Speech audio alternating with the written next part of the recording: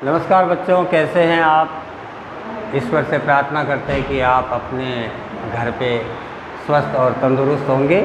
आज हम 7वीं कक्षा का माफ़ कीजिए 8वीं कक्षा का पाठ दूसरा लाख की चूड़ियाँ पढ़ेंगे। लाख की चूड़ियाँ के लेखक है कामता नाथ। और आज इसमें सबसे पहले हम शब्दार्थ पढ़ लेते हैं। शब्दार्थ में पहला शब्दार्थ है आदमी।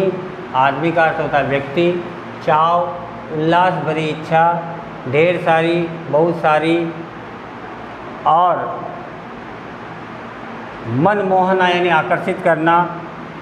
शहन, रहन सहन, रहन यानी रहना और सहन का मतलब आंगन। भट्टी का मतलब होता है अंगीठी। भट्टी का मतलब होता है अंगीठी। और उसके बाद दहकना, जलना। मछिया यानी पीढ़ी, एक छोटा सा माछे के आकार का होता है जिसको हम बैठने की चौकी भी बोल सकते हैं। नववधू का मतलब होता है नई दुल्हन। मनिहार का मतलब होता है जो चूड़ियाँ बनाने वाला होता है उसको मनिहार बोलते हैं। पैतृक यानी पूर्वजों का। पेशा यानी व्यवसाय। और लोहा लगना का मतलब होता है कठिनाई होना।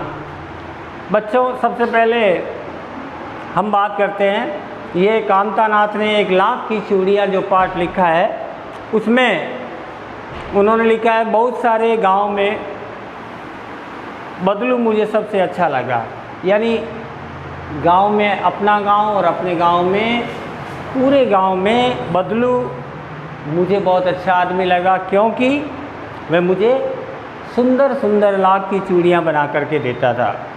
मुझे अपने मामा के गांव जाने का बड़ा ही चाव था, और वो इसलिए था क्योंकि मैं वहाँ से लौटता तो मेरे पास ढेर सारी रंग बिरंगी गोलियाँ जो किसी बच्चे का मन आसानी से मोह ले वो होती थी। यानी लेखक अपने बचपन की यादों को ताज़ा करते हुए बदलू नाम के एक व्यक्ति के बारे में बता रहा है जो मामा के गांव में रहता था। उसका स्वभाव बड़ा ही अच्छा था। इसके कारण गांव के लोग उन्हें मामा कहते थे। लेखक जब भी गांव में जाता, मामा के गांव जाता, तो बदलू के पास अवश्य जाता। बदलू से लाख की रंग बिरंगी छोटी छोटी गोलियां बना के देता था। जब लेखक गांव से वापस लौटता तो ढेर सारी लाख की रंग बिरंगी गोलियां उनके पास होती थी, और वो सभी बच्चों को आकर्षित करती थी। खेलने की गोलियां, लाख की चूड़ियों को जब बनाते हैं ना, तो उसमें जो लाख बची होती है उसकी छोटी छोटी गोलियां बना करके वो उसको देता था। वैसे तो मेरे मामा के गांव का होने के कारण मुझे मामा की जगह यानी बदलू को मैं मामा बोलना चाहता था, लेकिन मैंने उसे मामा न बोल करके उसे काका, बदलू काका कहा करता था, जैसा कि गांव के सभी बच्चे कहा करते थे। बदलू का मकान कुछ ऊंचे स्थान पे बना हुआ था। मकान के सामने बड़ा सा सहन था। बड़ा सा सहन का मतलब बच्चों बड़ा सा आंगन था, जिसमें एक पुराना सा नीम का पेड़ था। उसी के नीचे बदलू अपना काम किया करता था। बगल में भट्टी दहकती रहती थी और भट्टी में से अंगारे निकलते थे। उसमें वो क्या करता था, अपनी लाख को पिघलाया करता था। लाख सामने एक चौखट पर पड़ी रहती, जिस पर लाख के मुलायम होने पर वह अपने सलाख के समान उसे पतला करके और चूड़ियों का आकार देता था। पास में 4 और 6 विभिन्न प्रकार के बेलन नुमा मुंगेरियाँ होती थी। मुंगेरियाँ लकड़ी की, जिसको हम मोगरी बोलते हैं, इस टाइप का होता था। यहाँ से आगे से पतला और पीछे से मोटा, इसको मुंगेरियाँ बोलते थे। मुंगेरियाँ अलग अलग प्रकार की होती थी, अलग अलग डिजाइन से वो उनसे लाख पिघला करके और चूड़ियों का आकार देता था। पास में एक बेलन जैसी पतली सी मुंगेरी थी और बदलू उन चूड़ियों में मुंगेरियाँ उस पर चढ़ा लेता था और गोल और चिकनी बनाता था। पूरे हाथ की मुंगेरियाँ बन जाने पर उन्हें सुंदर रंगों से सजाता था। इस प्रकार दिन भर वो कार्य करता और हम उनके आसपास बैठे रहते, खेलते और गोलियों को इकट्ठा करते थे। बदलू ये कार्य हमेशा एक मछिए पर बैठ करके करता था जो बहुत ही पुरानी थी। बगल में उसका एक हुक्का पड़ा रहता था, लेकिन वह बीच बीच में काम करता और हुक्का पीता रहता था। गांव के दोपहर का समय था गांव में, और अधिकतर बदलू के पास मेरा समय बीतता था। वह मुझे लल्ला कहा करता था और मेरे पहुंचते ही मेरे लिए वह तुरंत एक और मछिया मंगा देता था और उस पर मुझे बैठाता था। मैं घंटों बैठे बैठे इस प्रकार की चूड़ियाँ बनाते हुए उनको देखता। लगभग हर रोज़ 4 और 6 जोड़ी चूड़ियाँ वो बना देता था। पूरा जोड़ा बना लेने पर उसको बेलन पे चढ़ाता। मैं उसको चुपचाप क्षण भर देखता रहता, मानो वह बेलन न होकर के किसी नव वधू की कलाई हो। नई नवेली दुल्हन की कलाई में जिस प्रकार चूड़ियाँ सजाई जाती है, उस प्रकार वो उन मुंगेरियों में क्या चढ़ाता था? लाख की चूड़ियाँ। बदलू एक मनिहार था। बदलू जाति से मनिहार था। मनिहार का मतलब होता है चूड़ियाँ बनाने वाला। चूड़ियाँ बनाना उसका पैतृक पेशा था और वास्तव में बहुत ही सुंदर सुंदर चूड़ियाँ बनाता था। उसकी बनाई गई चूड़ियों की खपत बहुत ज़्यादा थी। आसपास के गाँव में, शहरों में जो भी स्त्री आती जाती वो उन्हें ले जाती थी। आसपास के लोग भी आते और वो उनसे कभी पैसों से नहीं बेचता था। वो क्या करता था, जो भी चूड़ियाँ बनाता नई नई दुल्हनों को या स्त्रियों को वो देता था, लेकिन आज तक पैसों में उन्होंने नहीं बेचा था। उसका अभी तक वस्तु विनिमय का तरीका, उस समय लोग अनाज के बदले चूड़ियाँ ले जाते थे। पुराने ज़माने में बच्चों क्या होता था, पैसा और रुपया इतना प्रचलन में नहीं था, तो क्या होता था, वस्तु के बदले वस्तु विनिमय। मुझे भी जब मैं छोटा था बच्चों याद है कि जब सब्ज़ी लेने जाता तो माँ है वो क्या करती, 2 गिलास गेहूँ दे देती, 2 गिलास बाजरी दे देती। तो बाजरी के बदले, या दुकान में ऐसा होता था कि इस साइड की सब्ज़ी है वो बाजरी के बदले मिलती थी, इस साइड के फ्रूट है या कोई महंगी सब्ज़ी होती थी वो गेहूं के बदले में। जितना हम गेहूं ले जाते उतना ही हम वो सब्ज़ी ले लेते थे। है, दूध के बदले में पैसा नहीं, दूध के बदले में हम उनको दूसरी वस्तु दे देते। कुम्हार मिट्टी के बर्तन दे देता था, तो लोहार लोहे के बर्तन दे देता था। इस प्रकार वस्तु विनिमय होता था, पैसों से नहीं होता था। तो जब भी किसी की शादी ब्याह होती तुरंत पहुंच जाते बदलू के पास, बदलू से चूड़ियाँ लेते और बदले में उसे कुछ खाने पीने की चीज़ें दे देते। तो बदलू के स्वभाव की यदि हम बात करें तो बदलू बड़ा सीधा स्वभाव का था। मैंने कभी भी उसे किसी व्यक्ति से, किसी आदमी से झगड़ते हुए नहीं देखा। हाँ, शादी ब्याह के अवसर पर वो थोड़ा जिद पकड़ता था कि आपकी शादी है, मुझे तो ये लेना है या ये चीज़ लेनी है, वो लेता। चाहे आप चूड़ियाँ मुफ्त में ले जाओ, लेकिन शादी ब्याह में तो देखिए अमूमन सब काम करने वाले लोग हैं, वो थोड़ा जिद करके लेते हैं। बहन बेटियाँ भी जिद करती है ना, मैं तो ये उपहार में लूँगी, ये उपहार में लूँगी, क्योंकि शादी कोई बार बार थोड़ी होती है। कहने का मतलब है वो ये अपना हक जताते हैं। मुझे याद है मेरे मामा के यहाँ किसी लड़की की शादी थी और किसी बात पर वो बिगड़ गया। फिर उसे मनाने के लिए लोहे लग गए। लोहे लगना का मतलब होता है बड़ी कठिनाई हुई, बड़ा कठिनाई से माना। विवाह के जोड़े का मूल्य इतना बढ़ गया कि उसके लिए उसकी घरवाली को सारे वस्त्र मिलते, ढेर सारी अनाज मिलता, या उससे पगड़ी मिलती, या जो रुपए मिलता वो अलग। यानी जो जो भी हमारे शादी के अंदर अपनी वस्तुओं के रूप में हमें सहयोग करते, वो कभी कभी जिद भी कर लेते थे, क्योंकि वो हमेशा तो पैसे लेते नहीं थे। शादी ब्याह या और किसी मौके या पर्व पे वो अपनी जिद करते और उनकी जिद अक्षरशः पूरी भी होती। बदलू चूड़ियाँ बनाने वाला मनियार था, वह सुंदर तरीके से सुंदर सुंदर चूड़ियाँ बनाता था, है ना। विवाह के समय कन्या को पहनाई जाने वाली सौभाग्य सूचक चूड़ियों का बड़ा महत्व होता था, इसलिए वो जिद कर लेता था। बदलू इस अवसर पर कभी कभी पूरा लाभ उठा लेता था और उसके बदले में ढेर सारे उपहार भी ले लेता था।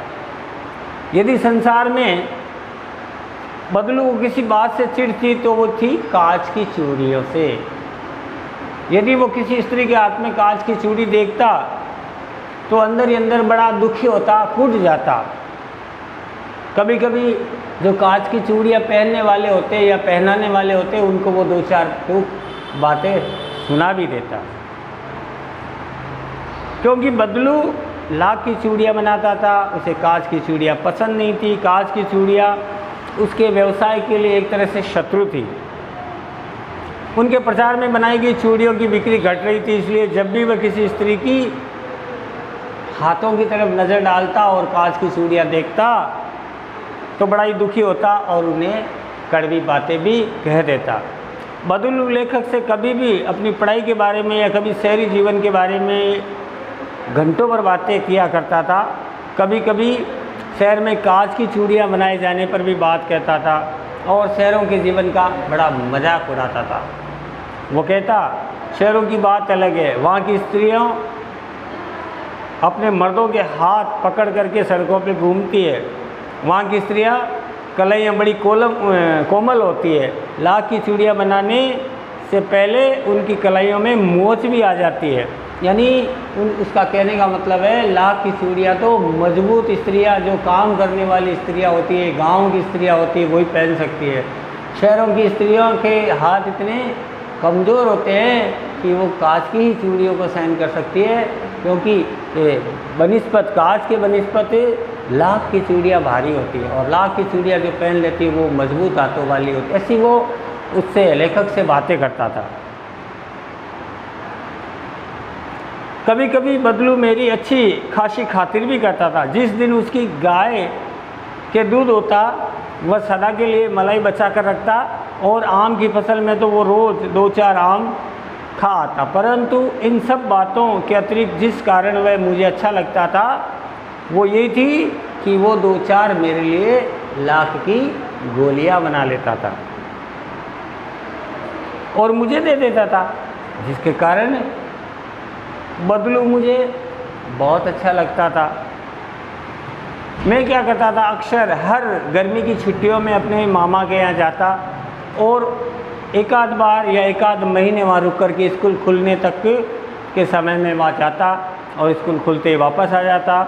परंतु 2-3 बार मैं अपने मामा के यहाँ होऊंगा तभी मेरे पिता की इस दूर शहर की बदली गई और एक लंबी अवधि तक मैं मामा के गांव नहीं जा सका। वो लेखक कह रहा है कि मैं 2-3 महीने के लिए गांव में इसलिए नहीं जा पाया, ननिहाल इसलिए नहीं जा पाया क्योंकि मेरे पिताजी की ट्रांसफ़र है वो एक गांव से दूसरे शहर में हो गई थी। तो 3-4 साल तक मैं मामा के गांव से दूर रहा। 8-10 साल बाद में मैं मौका मिला मामा के गांव जाने का, लेकिन वहाँ पहुँचा और देखा तो पहले की तरह लाख की चूड़ियों की गोलियों में अब किसी की रुचि नहीं थी। वह बड़ा था, अन्य बातों में रुचि लेने लग गया। कई दिन तक गांव में रहने के बाद भी बदलू की कोई सुध नहीं आई। उसने अपने गांव पर एक बड़ा बदलाव देखा था और वो बदलाव ये था कि जो बातें वो शहर के बारे में करता था उसी प्रकार शहर की स्त्रियां कांच की चूड़ियाँ पहनने लगी। यानी अब गांव की भी शहर की तरह एक आधी कोई स्त्री होगी जो लाख की चूड़ियाँ पहनने। आज भी देख लीजिए, आज कितना समय बदल गया है। आज लाख की चूड़ियाँ बहुत कम क्षेत्रों में पहनी जाती है। हालांकि हमारे राजस्थान प्रदेश में तो आज भी कई ऐसे गांव है जहाँ लाख की चूड़ियाँ स्त्रियों के द्वारा पसंद की जाती है। तो लेखक को इस घटना के कारण अचानक बदलू काका का ध्यान आ गया। एक बार क्या हुआ था, बदलू काका का ध्यान आया। बात ये हुई कि बरसात में मेरे मामा की छोटी लड़की आंगन में फिसल करके गिर गई थी और उसके हाथ की कांच की चूड़ियाँ टूट करके उसके कलाई में घुस गई थी और उससे खून बहने लगा था। तो मेरे मामा उस समय घर पर नहीं थे, मुझे भी मरहम पट्टी करनी पड़ी। तब सहसा मुझे बदलू काका का ध्यान आया और मैंने सोचा मैं उससे मिला हूँ। अतः शाम को घूमते घूमते उसके घर चला गया। बदलू वही चबूतरी पर, वही नीम के पेड़ के नीचे एक खाट पे लेटा हुआ था। मैंने जाकर कहा, बदलू काका नमस्ते। उन्होंने कहा, नमस्ते भैया। उसने मेरी नमस्ते का उत्तर खाट पर बैठ करके दिया, परंतु उसने मुझे पहचाना नहीं और वह देरी तक मुझे निहारता रहा। तो मैंने कहा, मैं जनार्दन हूँ काका, आपके पास से 5-10 साल पहले गोलियाँ, छोटी छोटी लाख की गोलियाँ बना करके ले जाता था। मैंने अपना परिचय बड़ी सहजता के साथ दिया। बदलू फिर भी चुप रहा, मानो उसके शायद स्मृति में वो बात याद नहीं रही, यानी उसकी याददाश्त दृष्टिपटल पर वो नहीं आई। तब एकदम बोल पड़ा, आओ आओ लल्ला बैठो, बहुत दिनों बाद आए हो। नहीं लल्ला, बहुत दिनों बाद आए हो। तो काम तो कई साल से बंद है। मैंने उनको पूछ लिया कि आजकल लल्ला के रूप में मैंने उनके सामने प्रस्तुत हुआ और पूछा कि आजकल ये लाख की चूड़ियों का काम नहीं है क्या? तो उन्होंने कहा, काम तो कई साल से बंद है। मेरी बनाई गई चूड़ियों के बारे में कोई पूछे तो गांव में कांच का प्रसार ज़्यादा हो रहा है, यानी कांच की चूड़ियाँ ज़्यादा बन रही है। लेखक को बदलू ने देर से पहचाना, लेकिन लेखक ने बदलू से उसके काम के बारे में पूछा तो उन्होंने कह दिया कि बंद है। आजकल लाख की चूड़ियों का कोई ग्राहक भी नहीं है। सभी गांवों में स्त्रियों के कांच की चूड़ियां पहनना शुरू कर दिया। बदलू ने भारी मन से कहा, अब मशीनों से काम होने लगा, पहले हाथ से काम होता था। हर क्षेत्र और धंधे में मशीनें आ गई। बदलू ने कहा, खेती के काम भी ट्रैक्टर या बिजली के पंप या मशीनों से होने लग गए। उसने कहा, मशीनों से बनी कांच की चूड़ियाँ जितनी सुंदर होती है उतनी लाख की चूड़ियाँ नहीं हो सकती। ये सुनकर के लेखक बोला, काका कांच तो बड़ा खतरनाक होता है, वो जल्दी टूट जाता है। मशीनों के बदले आज बदलू का धंधा चौपट हो गया। नाजुक तो फिर भी है लल्ला।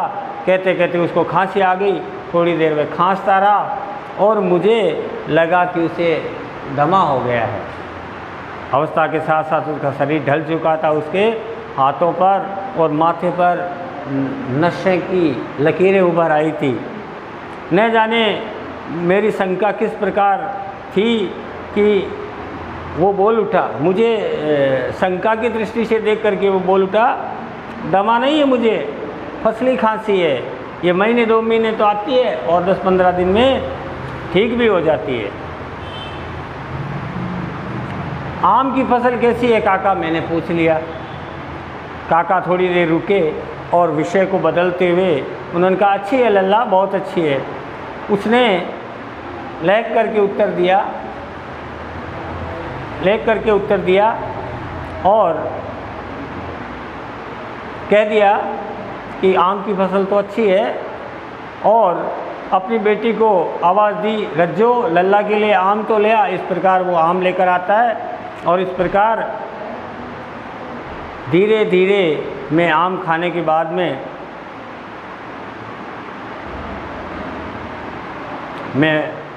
उसने पूछा कि और आम खाओगे? मैंने कहा नहीं खा सकूँगा, लेकिन बदलू उसके लिए आम खिलाए जाने की जिद करता था। लेकिन मैंने ज़्यादा आम नहीं खाए। लेखक को याद है कि बदलू काका मेरे लिए मलाई बचा कर रखता था और इस प्रकार उन्होंने मुझे मलाई भी दी। बच्चों, आज हम इतना ही पढ़ेंगे, बाकी का पाठ हम अगले भाग में पढ़ेंगे। कुछ 2-3 प्रश्न हैं जो मैं आपको लिखवा देता हूँ। पहला है, बदलू को, लेखक को बदलू सबसे अच्छा आदमी क्यों लगता था? ये आप लिख लें। 3 प्रश्न मैं आपको दे रहा हूँ आज करने के लिए, ये आप एक बार लिख लें। लेखक को बदलू सबसे अच्छा आदमी क्यों लगता था? पहला प्रश्न है। दूसरा प्रश्न है बच्चों, बदलू अपना काम कहाँ बैठ के किया करता था? बदलू अपना काम कहाँ बैठकर करता था? और तीसरा और अंतिम प्रश्न है, लाख की चूड़ियाँ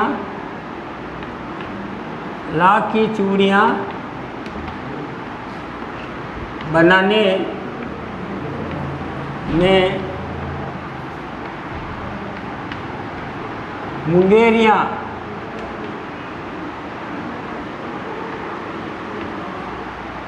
किस तरह काम आती है?